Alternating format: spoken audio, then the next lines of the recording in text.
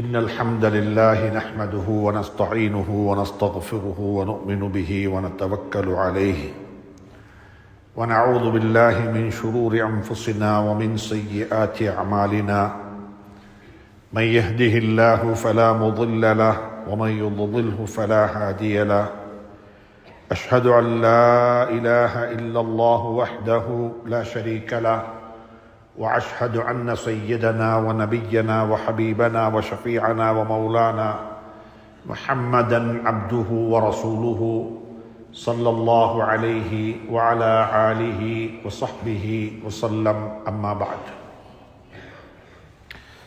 فقد قال الله تبارك وتعالى بعد أعوذ بالله من الشيطان الرجيم بسم الله الرحمن الرحيم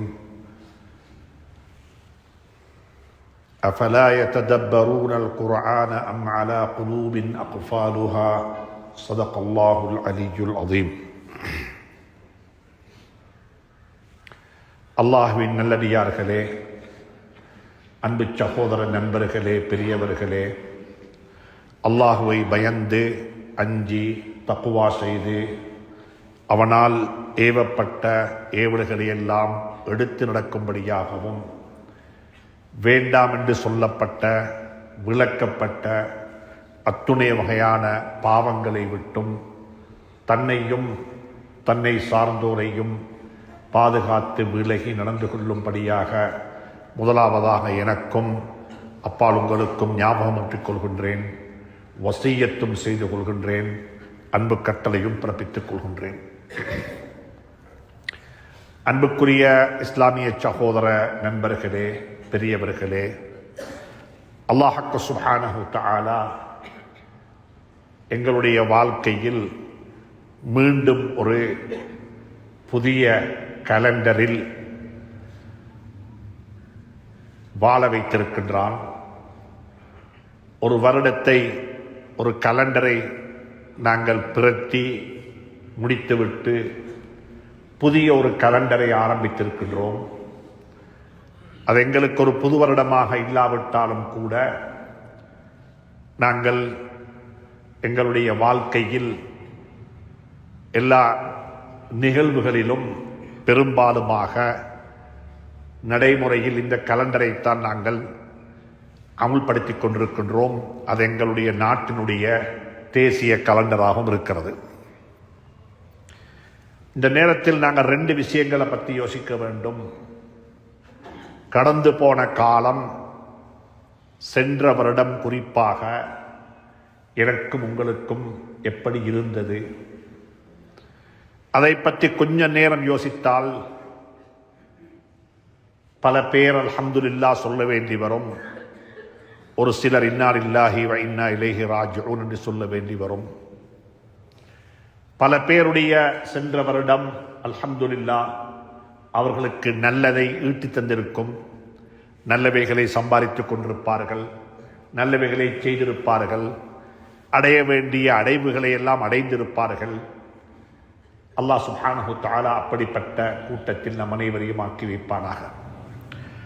ஒரு சிலருக்கு அந்த வருடம் ஒரு ஆபத்தான, ஒரு கேடுகட்ட, எந்த ஒரு நிலவையும் ஈட்டித் தராத, மாறாக வாழ்க்கையில் பாவங்களை செய்வதற்குரிய, அல்லாஹ்வுக்கு மாறான கர்மங்களில் தன்னை ஈடுபடுத்திக் கொள்வதற்குரிய, வாழ்க்கையில் எந்த ஒரு முன்னேற்றத்தையும் அடைந்து கொள்ளாத ஒரு வருடமாகவும் இருந்திருக்கலாம்.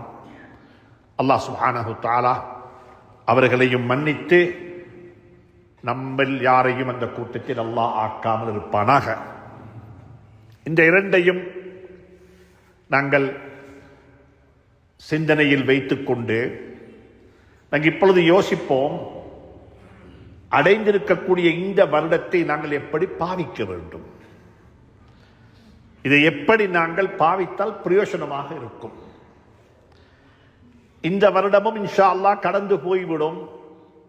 அடுத்த வருடத்தை ஆரம்பிக்கக்குள்ளேயும் இதே விடயத்தை திரும்ப பேசினால், இதே விடயத்தை நினைத்து நாங்கள் வருத்தப்பட்டால் அதற்கு எந்த வகையான அர்த்தமும் எந்த வகையான பிரயோசனமும் இருக்க மாட்டாது.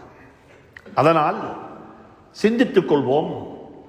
இந்த வருடத்தில் என்னுடைய ஆத்மீக வாழ்க்கையை நான் எப்படி மேம்படுத்திக் கொள்ள வேண்டும், எனக்கும் அல்லாஹ்வுக்கும் இடையில் உள்ள உறவை எப்படி நான் வலுப்படுத்திக் கொள்ள வேண்டும்,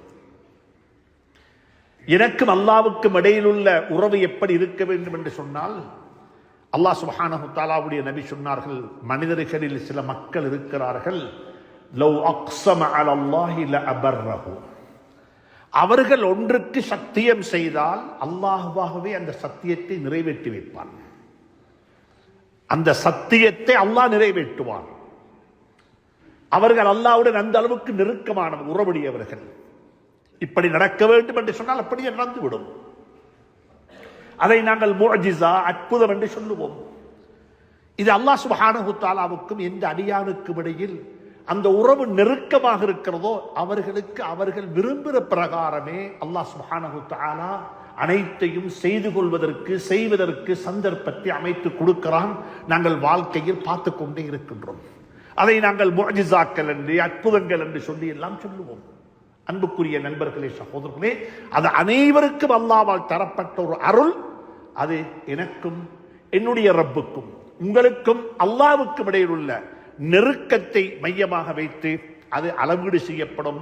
அது நெருக்கத்தை வைத்து அல்லாஹ்வால் தரப்படக்கூடிய ஒரு கிஃப்டாக இருந்து கொண்டிருக்கிறது. அதே போல நாங்கள் எல்லாரும் சிந்திக்க வேண்டும். ஒரு கணம் எங்களுடைய குடும்ப வாழ்க்கை எப்படி இருக்கிறது, எனக்கும் என்னுடைய மனைவிக்கும் இடையில் உள்ள உறவு எப்படி இருக்கிறது, எனக்கும் என்னுடைய கணவனுக்கும் இடையில் உள்ள உறவு எப்படி இருக்கிறது. ஏனென்றால் என்னுடையது என்று சொல்லி உலகத்தில் சொல்லுவதற்குரிய ஒன்றே ஒன்று என்ன தெரியுமா? கணவனுக்கு மனைவி, மனைவிக்கு கணவன். நாங்கள் வீட்டை சொல்லும் பொழுது எங்களுடைய வீடு, பெற்றோரை பற்றி சொல்லும் பொழுது எங்களுடைய பெற்றோர், குழந்தைகளை சொல்லும் பொழுது எங்களுடைய குழந்தைகள், எங்களுக்கு சொந்தமான அனைத்தையுமே நாங்கள் சொல்லும் பொழுது எங்களுடையது பன்மையாகத்தான் சொல்லுவோம். இது எங்களுடைய வாகனம், இது எங்களுடைய காணி, இது எங்களுடையது எங்களுடையது என்று சொன்னால் சொல்லுவோம். ஆனால் கணவன் மனைவி என்பவர்கள் மட்டும்தான் என்னுடைய கணவன், என்னுடைய மனைவி என்று சொல்லி உரிமை கொண்டாடக்கூடிய ஒன்று உலகத்தில் இருக்கும் என்றிருந்தால், அன்புக்குரியவர்களே, சகோதரர்களே, அது கணவன் மனைவிக்கு இடையிலுள்ள உறவு மட்டும்தான். அந்த உறவிலேயே எனக்கு ஒரு நிலையான, ஒரு உறுதியான, ஒரு அன்பான, ஒரு பாசம் நிறைந்த உறவு இல்லை என்றிருந்தால் எங்களுடைய வாழ்க்கை கருத்தம் என்ன? எங்களுடைய வாழ்க்கை கருத்தம் என்ன? படைத்தவன் ஒரு நாளும் பொய் சொல்ல மாட்டான். படைத்தவன் சொல்வது உண்மை. லா யஅதீஹில் பாத்தில், அவனுடைய பேச்சில் பாத்தில், அதாவது உண்மைக்கு முரணான ஒன்று இருக்க முடியாது. அவன் சொல்லுகிறான், கணவன் மனைவிக்கு இடையிலுள்ள உறவு இருக்கிறதே அது என்னுடைய அத்தாட்சியிலிருந்து உள்ளது. வமின் ஆயாத்திஹி, அவனுடைய அத்தாட்சியிலிருந்து உள்ளது தான் கணவன் மனைவிக்கு இடையில் அல்லாஹ் வைத்திருக்கக்கூடிய உறவு. வஜஅல பைனக்கும் மவத்தன் வரஹ்மா, அல்லாஹ் சுப்ஹானஹு வ தஆலா அதை பற்றி பிரஸ்தாபித்து சொல்லுகின்றான். அந்த உறவு எனக்கும் என்னுடைய மனைவிக்கும், உங்களுக்கும் உங்களுடைய குடும்பத்துக்கும் மனைவிக்கும் இடையில இல்லை என்றிருந்தால் நாங்கள் யோசிக்க வேண்டும், நாங்கள் எப்படி வாழ்ந்து கொண்டிருக்கின்றோம், எங்களுடைய வாழ்க்கை எப்படி இருக்கிறது, எனக்கும் என்னுடைய குழந்தைகளுக்கும் இடையில் உறவு எப்படி இருக்கிறது. அன்புக்குரிய நண்பர்களே, சகோதரர்களே, குழந்தைகள் பெற்றோர்களை அவமதிக்கிறார்கள், பெற்றோர்களை மதித்து பார்க்கவில்லை, தாழ்த்தி பார்க்கிறார்கள் என்று சொன்னால் அது யாருடைய குற்றம்? அது யாருடைய குற்றம்? வளர்த்தவனுடைய குற்றமா, வளர்க்கப்பட்டவனுடைய குற்றமா? நன்றாக புரிந்து கொள்ளுங்கள். குழந்தைகள் வளர்க்கப்படவில்லை. சென்ற வருடம் என்னுடைய குழந்தைகளுக்கு நான் துணை மணித்தியாலம் கொடுத்திருப்பேன். குழந்தைகளுக்காக வேண்டி சம்பாதித்தேன், குழந்தைகளுக்காக வேண்டி வீடு கட்டினேன், குழந்தைகளுக்காக வேண்டி எல்லாம் செஞ்சேன். ஆனா குழந்தைகளுடன் எவ்வளவு நேரம் இருந்தேன்? எல்லாரும் சொல்லுவாங்க பிள்ளைகளுக்காக வேண்டி, குடும்பத்துக்காக வேண்டி, மனைவிக்காக வேண்டி என்று சொல்லித்தான் சொல்லுவார்கள். உண்மையும் அதுதான். ஆனால் அவர்களுக்காக வேண்டி உள்ளதில் நாங்கள் நேரத்தை காலத்தை செலவழிக்கிறோம் என்றிருந்தால் அவர்களுக்காக வேண்டி எவ்வளவு நேரம் செலவழித்தோம், அவர்களுடன் எவ்வளவு நேரம் இருந்தோம், அவர்களுடன் எப்படி நாங்கள் உரையாடினோம். ஹதீஸ்கள்ல படிக்கிறோம், ஸல்லல்லாஹு அலைஹி வஸல்லம் அவர்கள் ஒவ்வொரு தனிப்பட்ட சஹாபியையும் ஒரு குழந்தையாக பார்த்து, யா புனைய, அன்புக்கும் பண்புக்கும் பாசத்துக்கும் உரிய மகனே, இத்தகில்லாஹ், அல்லாஹ்வை பயந்து கொள், இஹ்ஃபதுல்லாஹ், அல்லாஹ்வுடைய கட்டளைகளை பாதுகாத்துக் கொள். சுப்ஹானல்லாஹ். ஸல்லல்லாஹு அலைஹி வஸல்லம் ஒவ்வொரு இண்டிவிஜுவல், ஒவ்வொரு தனி மனிதனுக்கு நேரம் கொடுத்த அளவுக்கு என்னுடைய குடும்பத்துக்கு, என்னுடைய பிள்ளைகளுக்கு எனக்கு நேரம் கொடுக்க அவகாசம் கிடைத்ததா? சிந்திக்க வேண்டும். நான் ஒரு பெற்றோராக, ஒரு தகப்பனாக இருந்து சொல்லுகின்றேன், அந்த குறைகளை அல்லாஹ் பூர்த்தி செய்வானாக. குழந்தைகளுக்காக வேண்டி, குடும்பத்துக்காக வேண்டி கொடுத்த நேரம், அதுக்கு சொல்லுவது குவாலிட்டி டைம், கச்சிதமான நேரம். அதுல வேறொன்றுமே கிடையாது. குழந்தைகளுடன் மட்டும், மனைவியுடன் மட்டும் மனம் விட்டு பேசுவது, அவர்கள் பேசுவதை கேட்பது. உலகத்தில் ஒரு உளவியல் தத்துவம் இருக்கிறது. நல்லவனாக இருக்க வேண்டும் என்றால், நல்ல ஒரு தாயாக, நல்ல ஒரு தகப்பனாக இருக்க வேண்டும் என்றால், இருக்க வேண்டிய ஆகப்பெரிய நல்ல தத்துவம் என்ன தெரியுமா? நல்ல ஒரு கேட்பவனாக இருக்க வேண்டும், ஒரு லிசனர். பேசுவது என்பது லேசி, பேசுவது என்பது லேசான கர்மம். பேசலாம், ஆனால் கேட்டுக்கொண்டிருக்க வேண்டும், அதை உள்வாங்க வேண்டும், அதை ருசித்து கேட்க வேண்டும்.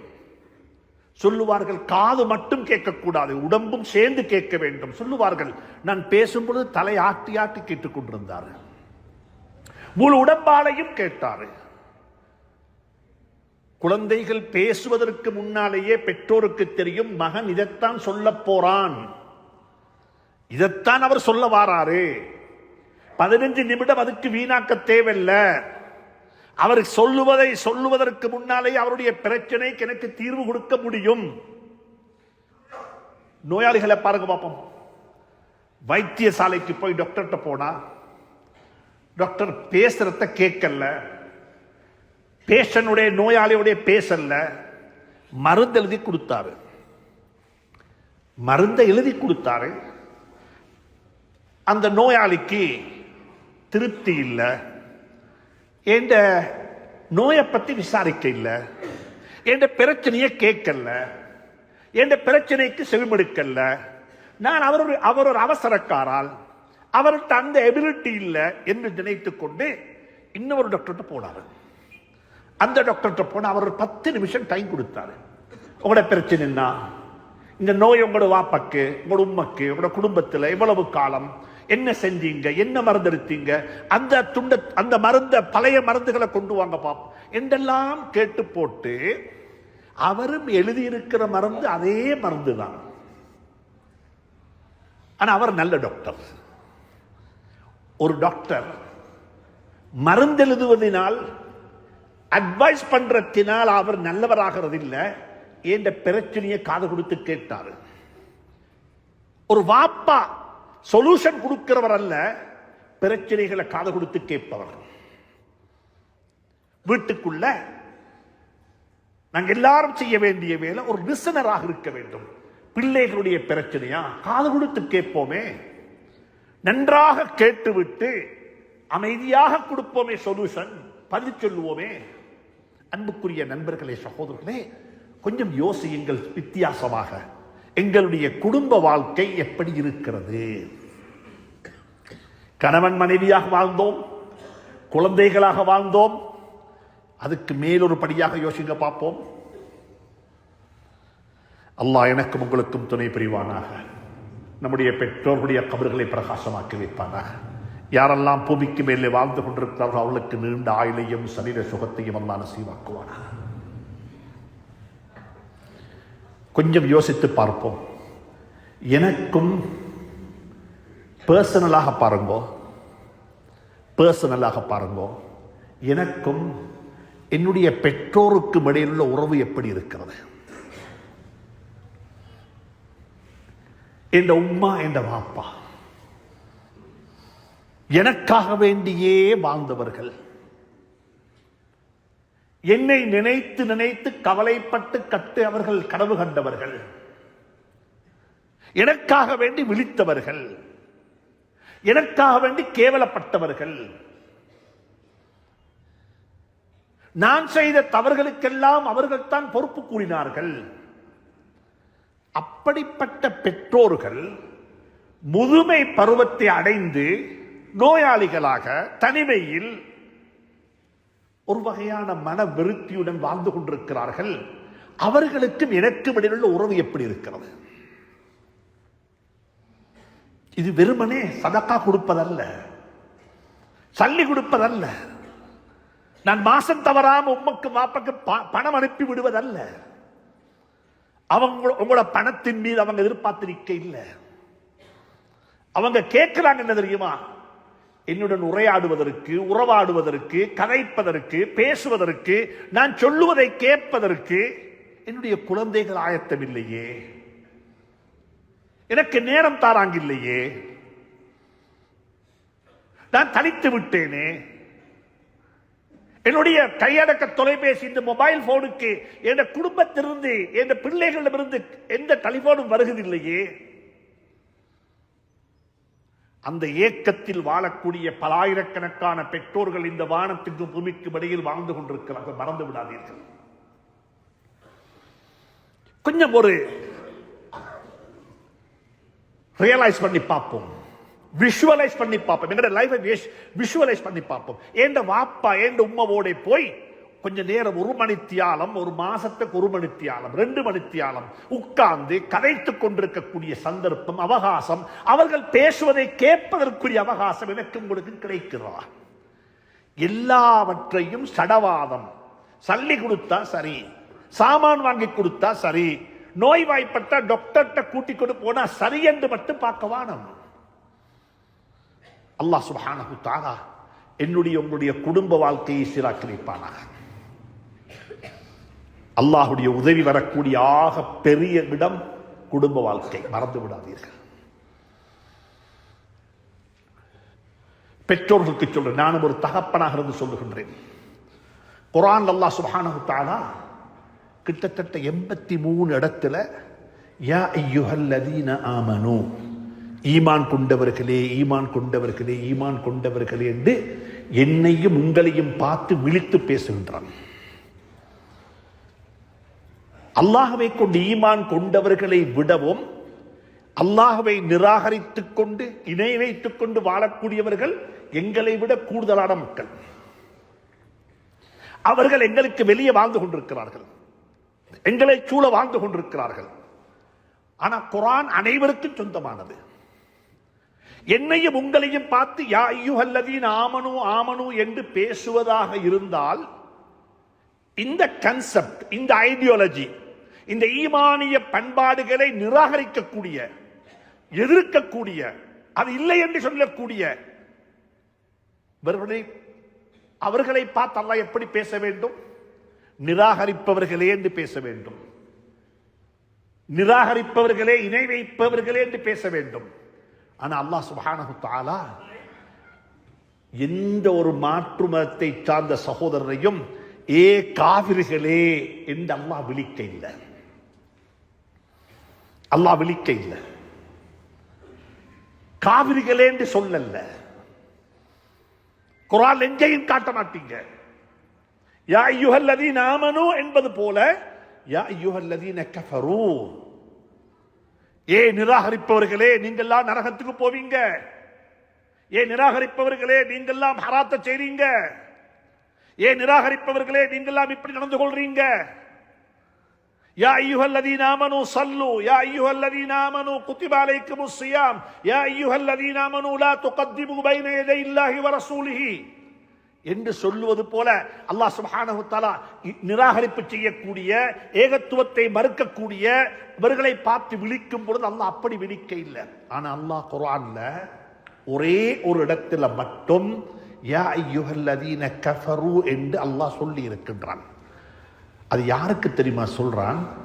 அந்த ஆயத்தில் ரெண்டு விஷயம் இருக்குது. ஒன்று, அந்த ஆயத்தை இந்த உலகத்துக்குரிய ஆயத்து அல்ல, அது நாளை கியாமத்துக்குரிய ஆயத்து, நாளை மறுமை நாளுடன் சம்பந்தப்பட்ட ஆயத்து.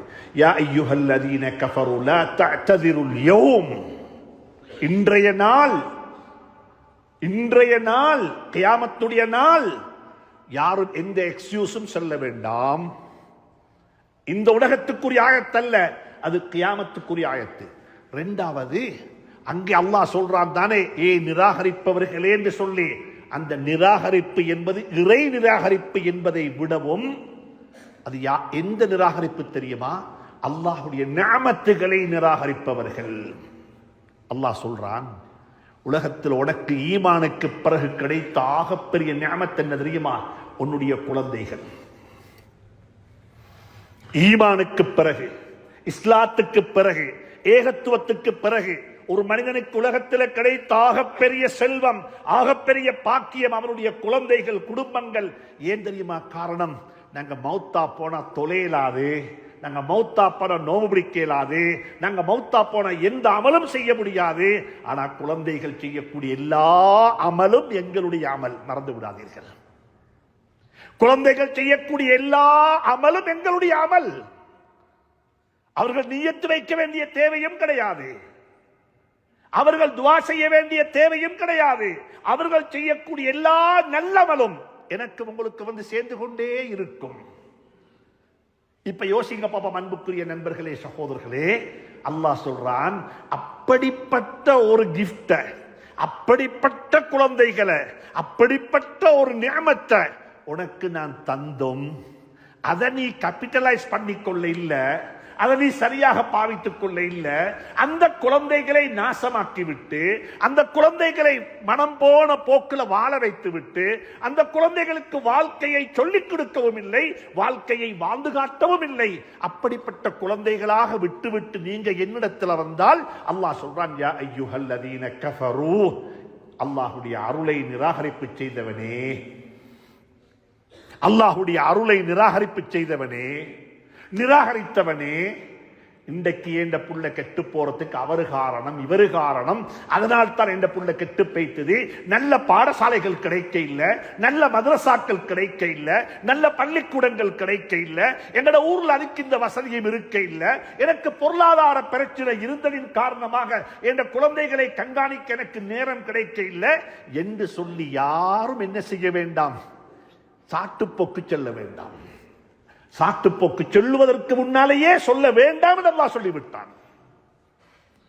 குழந்தைகள் மிகப்பெரிய நிஅமத், குர்ஆன் சொல்லக்கூடிய நிஅமத். இந்த ஹதீஸ் இருக்குதானே, ஆதமுடைய மகன் மௌத்தாகிவிட்டால் எந்த ஒரு அமலும் அவனுக்கு செய்ய முடியாது. இந்த ஹதீஸை பல தடவைகள் இந்த மிம்பர்ல வரக்கூடிய உலமாக்கள், ஏறின உலமாக்கள் சொல்லி இருப்பார்கள்.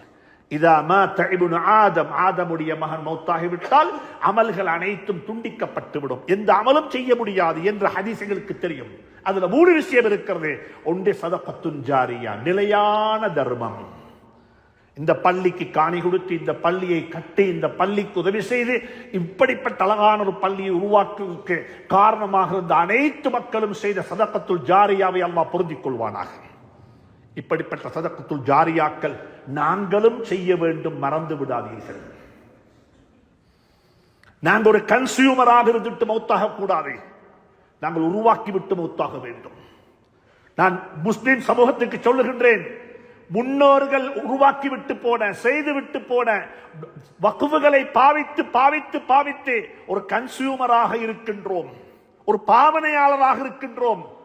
பாவனையாளராக மட்டும் இருக்க வேண்டாம், செய்ய வேண்டியதை செய்து விடுங்கள், செய்ய வேண்டியதை செய்து விடுங்கள். எங்களுக்கு முன்னால் வாழ்ந்தவர்கள் அவருடைய குழந்தைகளுக்கு வீடு கட்டினார்கள், அவருடைய குழந்தைகளுக்கு கடைகளை விட்டுவிட்டு போனது போல சமூகத்துக்கு விட்டு போனார்கள், சமூகத்துக்கு விட்டு போனார்கள். நாட்டில் இருக்கக்கூடிய பாடசாலைகளாக இருக்கலாம், மதரசாக்களாக இருக்கலாம், அனாதை ஓபனேஜ்களாக இருக்கலாம். சுப்ஹானல்லாஹ், எங்களுடைய முன்னோர்கள் விட்டு போன 2500க்கு மேற்பட்ட மையவாடிகள் 2500க்கு மேற்பட்ட மையவாடிகள் எங்களுடைய முன்னோர்கள் உருவாக்கிவிட்டு போனவைகள். நாங்கள்லாம் பாவனையாளர்களாக இருந்து கொண்டிருக்கின்றோம். வெட்கப்பட வேண்டிய விடயம் அது.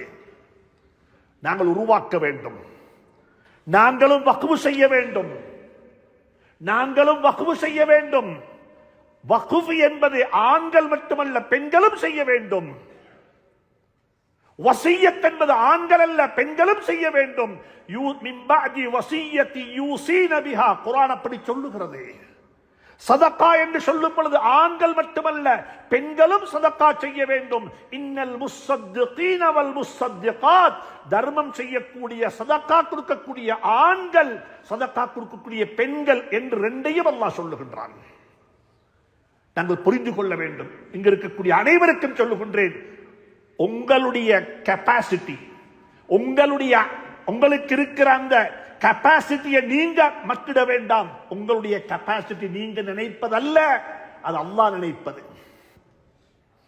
ஏதாவது ஒன்றை செய்துவிட்டுத்தான் மௌத்தாக வேண்டும். ஒரு பள்ளியை கட்டிவிட்டுத்தான் மௌத்தாக வேண்டும். ஒரு தர்மம், நிலையான தர்மத்தை செய்துவிட்டுத்தான் மௌத்தாக வேண்டும் என்று மனதால அல்லாஹ்வுடைய ஸாத்தில நம்பிக்கை வைத்து ஒருவர் வாழ்க்கையை ஆரம்பித்தால் அல்லாஹ் சுப்ஹானஹு வ தஆலா அவருடைய அந்த நியத்தை நிறைவேற்றாமல் அல்லாஹ் அவனை மௌத்தாக்க மாட்டான். இன்றைக்கு பிரச்சனை தெரியுமா? செய்வதல்ல, செய்வதற்கு நியத்தே வர இல்லை, செய்வதற்கு உறுதியான அந்த எண்ணமே பிறக்க இல்லை. நான் செய்வதா, என்னால் செய்ய முடியுமா, எப்படி செய்வது நீங்க என்று சொல்லி எல்லாம் மக்களுடைய உள்ளத்தில் உருவாகலாம். அப்படி நினைப்பவர்களுக்கு அல்லாஹ் சந்தர்ப்பம் தரமாட்டான். நானும் செய்ய வேண்டும், அவர்களுக்கு முடியும் என்றால் எங்களுக்கு முடியும். செய்துவிட்டு மௌத்தாகுங்கள், செய்துவிட்டு மௌத்தாகுவோம், நலவை செய்துவிட்டு மௌத்தாகுவோம். உண்டு. இரண்டாவது சொன்னாங்க ஸல்லல்லாஹு அலைஹி வஸல்லம், வலதுன் சாலிஹுன் யதுஉ லஹு, அவனுக்காக வேண்டி பிரார்த்தனைகள் செய்யக்கூடிய, அல்லாஹ்விடம் கையேந்தி ரப்பனா ரப்பிர்ஹம்ஹுமா கமா ரப்பயானி ஸகீரா ரப்பிக்ஃபிர் லீ வ லிவாலிதைய என்று அல்லாஹ்விடம் கையேந்தி துஆ செய்யக்கூடிய அந்த சாலிஹான குழந்தைகள் செய்யக்கூடிய துஆக்கள் மட்டுமல்ல, அவர்கள் செய்யக்கூடிய அத்துணை வகையான நற்கர்மங்களும் அந்த பெற்றோருக்கு போய் சேரும் என்று சொன்னாங்க. இந்த ஹதீஸை நாங்கள் கேட்டிருக்கின்றோம். ஆனா இந்த ஹதீஸுடைய இன்னும் ஒரு பக்கம் இருக்கிறது. அதை சொல்லி இந்த ஹுத்பா பேருரையை முடிக்கின்றேன். அந்த ஹதீஸுடைய மறுபக்கம் ஒன்று இருக்கிறது. ஒரு கோயினுக்கு ரெண்டு பக்கம் இருக்கிறது போல ஒவ்வொரு ஹதீஸுக்கும் ரெண்டு பக்கம் இருக்கும். ஸல்லல்லாஹு அலைஹி வஸல்லம் ரெண்டையும் சொன்னாங்க. மறுபக்கம் என்ன தெரியுமா?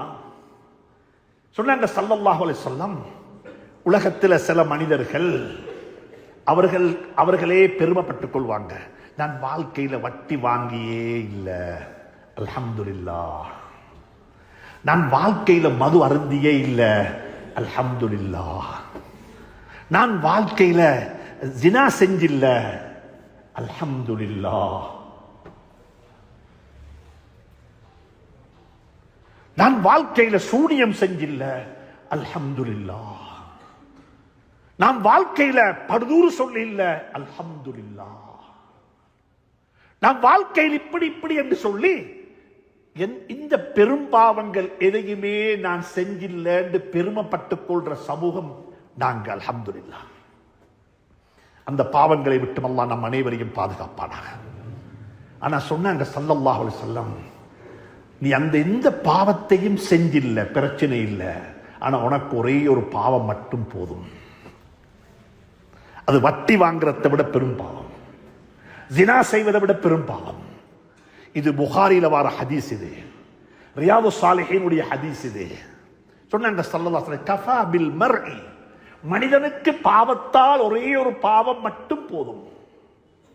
ஒரே ஒரு பாவம், வேற பாவம் தேவையில்லை. நாங்க பெருமைப்பட்டுக் கொள்றது போல என்னிடத்துல எந்த பாவமும் இல்லை, ஆனா ஒரே ஒரு பாவம் என்ன தெரியாம இருக்கிறது, என்ன அறியாம இருக்கிறது, என்னிடத்துல வந்து சேர்ந்து விட்டது. அது எந்த பாவம் தெரியுமா? என்னுடைய குழந்தைகளை வளர்க்காமல் விட்டு விடுவது. கஃபா பில் மர்இ இஸ்மன் ஐயுضيع من يعول عليه. யாரின் மீது நான் நாளாந்தம் செலவழிக்கிறேனோ, காலையிலும் மாலையிலும் ஸ்கூல் ஃபீஸ் கட்டுறேன், சாப்பாடு கொடுக்கிறேன், பெருநாளை கொடுப்பு வாங்கி கொடுக்கிறேன், மருந்து வாங்கி கொடுக்கிறேன், ஃபைனான்சியல் அசிஸ்டன்ஸ் எல்லாத்தையும் நான் என் பிள்ளைகளுக்கு செய்கிறேன். ஆனா இந்த பிள்ளைகளுக்கு வாழ்க்கையை சொல்லிக் கொடுக்க இல்லை. எப்படி வாழ வேண்டும், எப்படி குடும்பமாக வாழ வேண்டும், கல்யாணம் முடிச்சு எப்படி வாழ வேண்டும், திருமண வாழ்க்கையில் எப்படி இருக்க வேண்டும், கணவனை எப்படி கண்ணியப்படுத்த வேண்டும், மனைவி எப்படி பார்த்துக் கொள்ள வேண்டும், பெற்றோரை எப்படி கவனித்துக் கொள்ள வேண்டும், நல்ல ஒரு நாட்டு பிரஜையாக எப்படி வாழ வேண்டும், சுயநலமில்லாமல் எப்படி பொதுநலத்துடன் வாழ வேண்டும், உலமாக்களை எப்படி கண்ணியப்படுத்த வேண்டும், சிறார்களுக்கு எப்படி இரக்கம் காட்ட வேண்டும், பெரியார்களை எப்படி கண்ணியப்படுத்த வேண்டும், எதையுமே சொல்லிக் கொடுக்க இல்லை. ஆனா வாங்கி கொடுத்தது வெளிநாட்டு டிகிரி, வாங்கி கொடுத்தது பல்கலைக்கழகத்துடைய பட்டம். பேரு பட்டதாரி, பேர் கொடுக்கத்தான் வேண்டும். அதை விடவும் முக்கியமாக கொடுக்க வேண்டும். வாழ்க்கையை சொல்லிக் கொடுங்கள், நல்ல பிரஜையாக மாற்றுங்கள். நீங்க யோசிப்பீங்க, இதை கொஞ்சம் யோசிங்கோ. என்னுடைய குழந்தைகள், உங்களுடைய குழந்தைகள், அது எங்களுடைய குழந்தைகள் மட்டுமல்ல, அது அடுத்து எங்களுடைய பேரப்பிள்ளைகளுடைய வாப்பா மறந்து விட வேண்டாம். எங்களுடைய பேரப்பிள்ளைகளுடைய தாய் மறந்து விட வேண்டாம். எங்களுக்குத்தான் மகள், எங்களுக்குத்தான் மகன், ஆனா எங்களுடைய பேரப்பிள்ளைக்கு யாரு? வாப்பா. எங்களுடைய பேரப்பிள்ளைக்கு யாரு? தாய். எங்களுடைய பேரப்புள்ள சொல்லக்கூடாது அப்பாவை பார்த்து, எங்களை பார்த்து, வாப்பா அப்பா எங்களோட வாழ்க்கையை நீங்க நாசமாக்கிட்டீங்க. எங்களுக்கு ஒரு நல்ல வாப்பாவாக எங்களோட வாப்பாவை நீங்க வளர்த்து தர இல்லை. எங்களோட வாப்பாக்கு மார்க்கம் தெரியாது, எங்களோட வாப்பாக்கு தீன் தெரியாது, எங்களோட வாப்பாக்கு தொலை தெரியாது. இந்த குத்துபா பேருரை நான் ஒரு குர்ஆன்ல படித்து சொன்னதல்ல, அதை விடவும் வாழ்க்கையில் படித்து சொன்னது. அப்படி சொன்னவர்கள் இருக்கிறார்கள், அப்படி சொன்னவர்கள் இருக்கிறார்கள். எங்கட வாழ்க்கையை நாசமாக்கியது எங்கட வாப்பவள், எங்கட அப்பா. எங்கட வாப்பவை எங்கட அப்பா சரியா வளர்க்க இல்லை. எங்கட வாப்பாக்கு குர்ஆன் ஓத தெரியாது, அதுக்கு காரணம் இந்த வாப்பவள், எங்க அப்பா. அன்புக்குரியவர்களே, சகோதரர்களே, இந்த புது வருடம், இந்த புதிய கலண்டர் வருடம் எனக்கும் உங்களுக்கும் ஒரு வித்தியாசமான பாடத்தை சொல்லி தந்து கொண்டிருக்கிறது. கடந்த காலத்தில் நடந்த அந்த தவறுகளை செய்ய வேண்டாம். தொழுகையை கலா செய்யாமல் தொழுதிருப்போம், அல்ஹம்துலில்லாஹ். தஹஜ்ஜத்தின் ஷாஹமத் தொழுதிருப்போம், அல்ஹம்துலில்லாஹ்.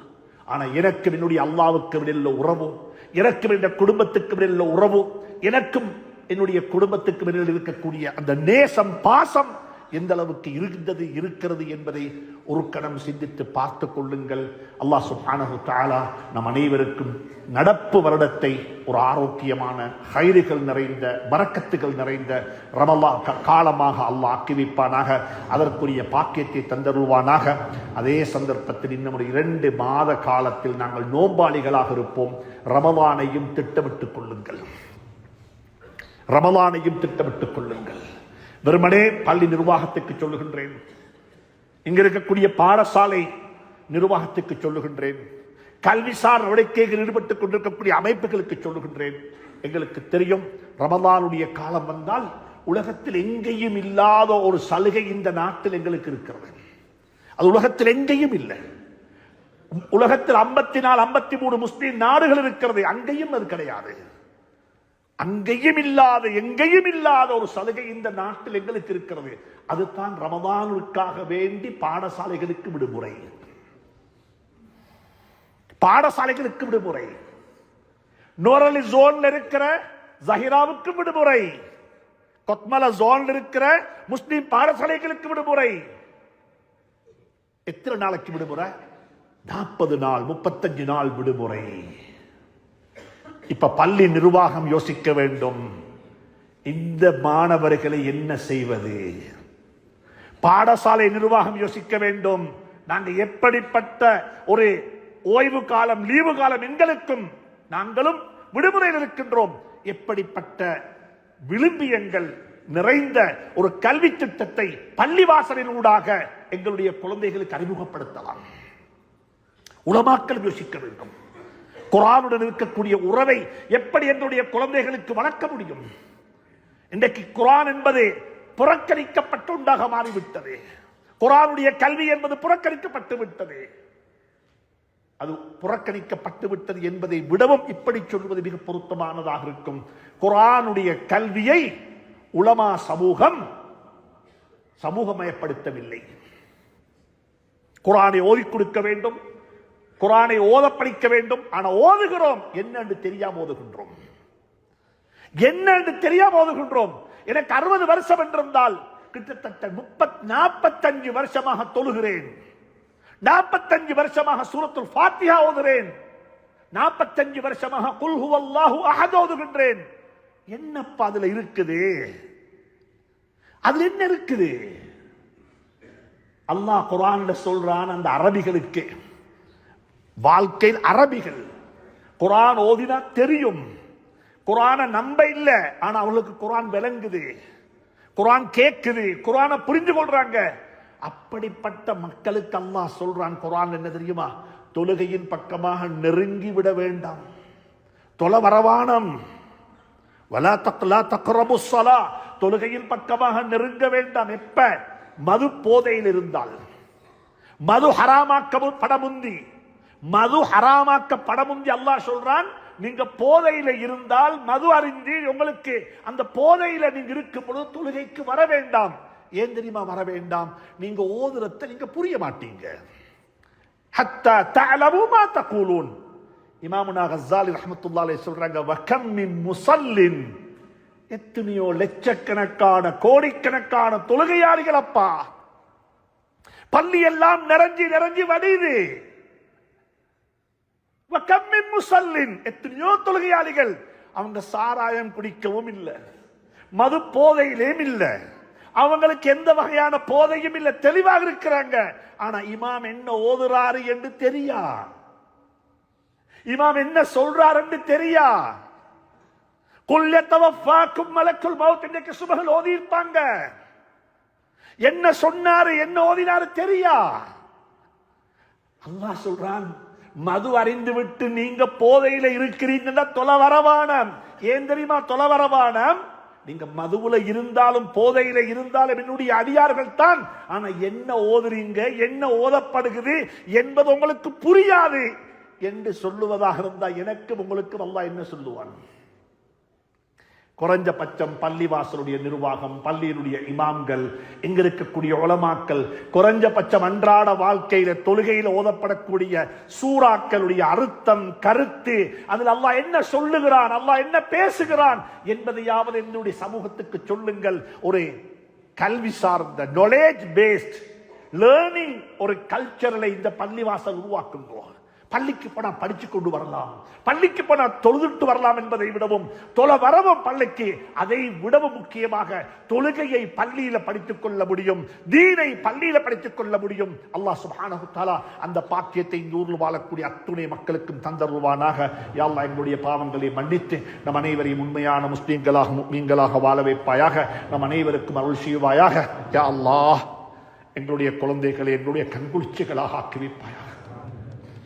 பிள்ளைகளை கொண்டு சோதித்து விடாதே அல்லாஹ், பிள்ளைகளை கண்குளிச்சு ஆக்கி வைப்பாயாக, பிள்ளைகளை கொண்டு கண்குளிச்சு நசீபாக்குவாயாக. என்னுடைய பெற்றோருடைய மன்னரைகளை சுனத்தி பூங்காக்கள் ஆக்கி வைப்பாயாக.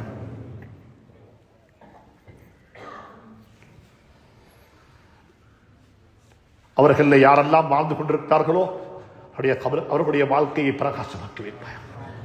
அவருடைய துஆவுக்கு பாத்தியமான குழந்தைகளாக நம் அனைவரையும் ஆக்கி வைப்பாயாக. அவருடைய சாபங்களை விட்டு பதுவாக்களை விட்டு பாதுகாத்துடுவாயாக. வ ஆகிரு தஅவானா அல்ஹம்துலில்லாஹி ரப்பில் ஆலமீன்.